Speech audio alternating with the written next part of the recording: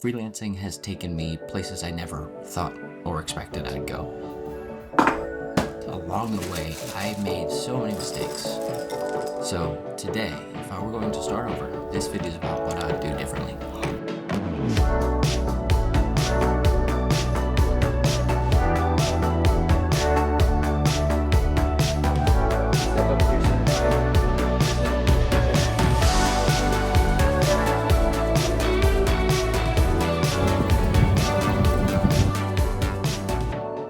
So my number one and first mistake is waiting for clients to find me. Now, I'm not going to go and say that won't happen to you, because it does happen, but when it does happen, let it be a surprise. Let it be icing on the cake, because it doesn't happen often. The solution is to go get work. Reach out would be the number one advice. Reach out. Reach out to old friends, reach out to distant connections, reach out to interested parties, reach out to people you have never met. Reach out. Go get your work. You're a freelancer now, so it's up to you. I definitely have spent way more time than necessary working on building up portfolio work. Now, portfolio work is important, and it can be a difference maker for you. But if I were to evaluate the majority of portfolio work out there, it's just a comfort zone facade to make you feel like something's gonna happen from all this hard work that you put in. It seems harsh, but I have a ton of portfolio work out there that has never gotten me any work. And I spent a lot of time, but it really is just a shortcut where you put something together, put it on a website that gets no traffic, and think work is going to come in. It's up to you. So maybe make that portfolio work, then go sell it.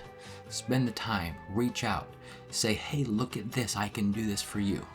That's the number one mistake, and I'm still making that mistake. I need to do more of it. I probably should do it right now, but I'm making a YouTube video. So here we are.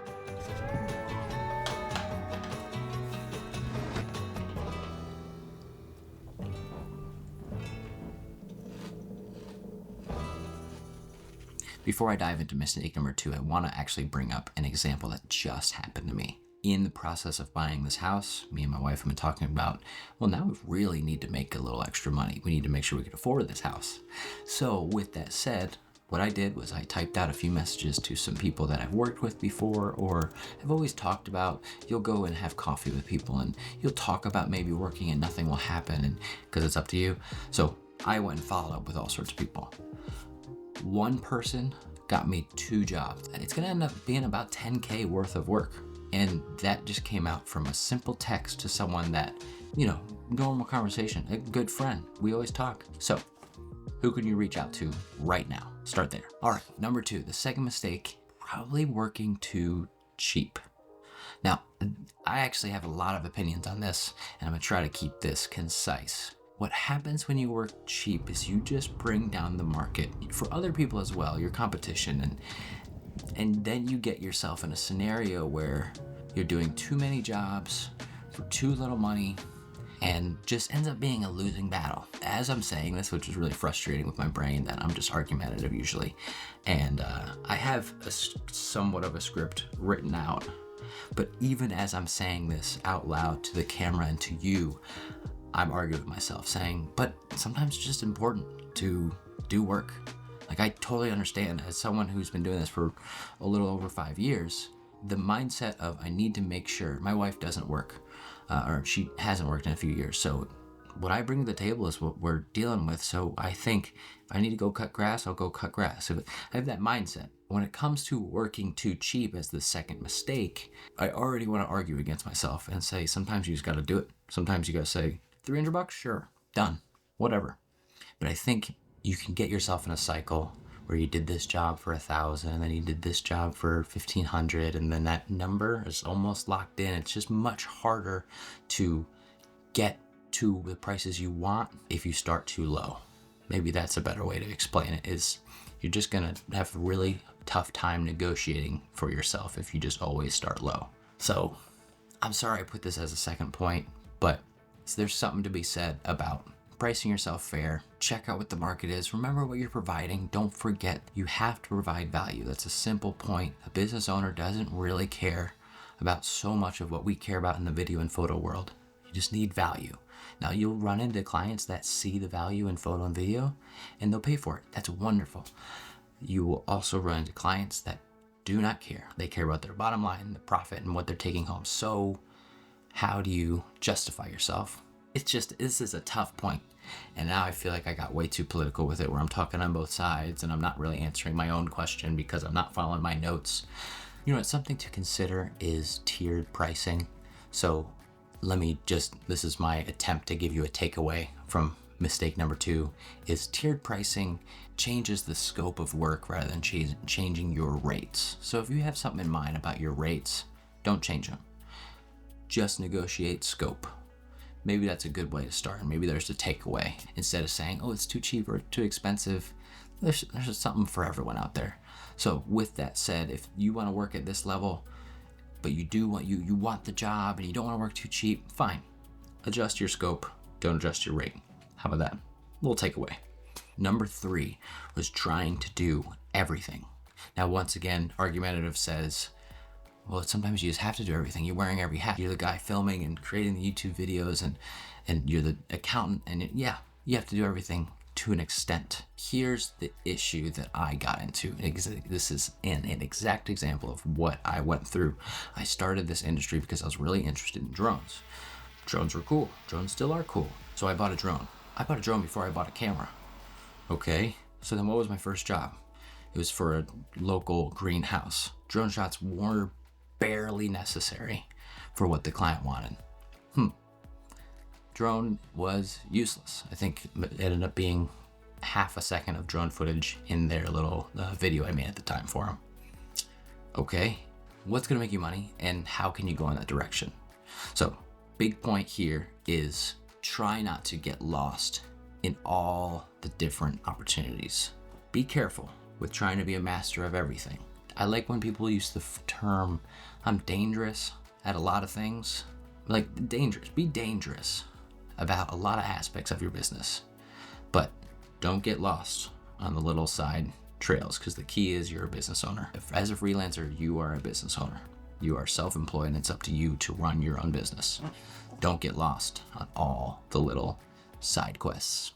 Mistake number 4 is current and has been really a nonstop ordeal for me. Mistake number 4 is ignoring systems and business skills. I ended my last point with working on your business and focusing on the fact that you are a business owner. Well, that is one of my biggest mistakes, is because it gets really fun being the camera guy. It gets really fun being the drone guy. It gets, you like these things, or you like editing, or you have your skills that got you into starting a business in the first place.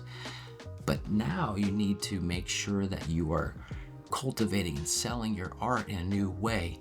A lot of photographers are frustrated, or have been frustrated by how they had to just go and now make social media videos to show off their photography. Before, you could just post pictures and that's how you showed people your stuff, but now you gotta make a video to show your picture. Like, it is stupid. But at the same time, that's how you adapt, because you're a business owner first. You need to make money. You need to put bread on the table. So that was and is one of my biggest mistakes, is not focusing on the business. Business owner first, business skills. Gotta keep developing them. So number 5, I would say, lasted for the first year and a half. And this mistake was that I thought I had to do it alone. Self-employed, just myself. One of the best things is getting in the trenches with other business owners, entrepreneurs, photographers, videographers, and meeting and talking and working together and growing together and learning together.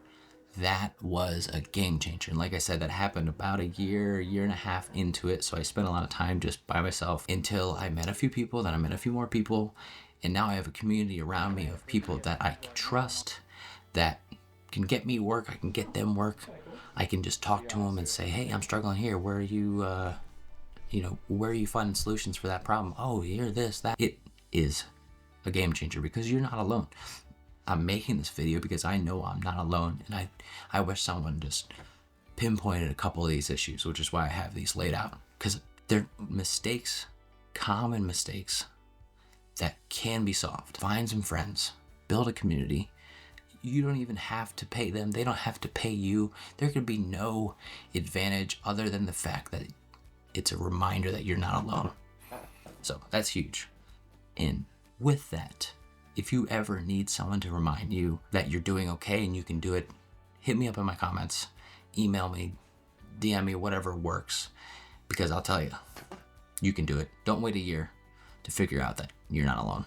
Freelancing in 2025 is about skill, business, and really relationships. And maybe that's what you need to focus on, and that's what I would have focused on more if I had me to tell me. Just those three things. Work on the skill, the quality work. Show up. There's another tier of this, is just show up, do quality work, build the business.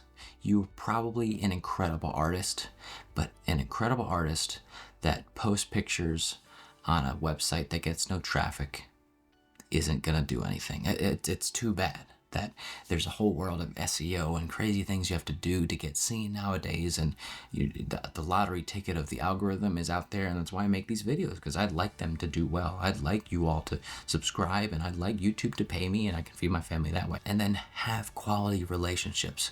A good product, a good business structure, good systems are nothing if you are just a stinker butthole. Boom. I don't really swear very much. Serve people well. Build relationships. Actually care. I think that's a game changer, instead of just doing the business thing and pretending to care because they're a client. No.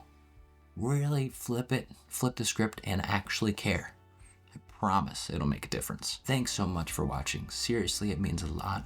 If you could subscribe, I gotta ask. If you can subscribe, that'd be incredible. We'll make sure we all stay afloat as we keep moving forward. I'll see you in the next one. Thanks for watching. Peace.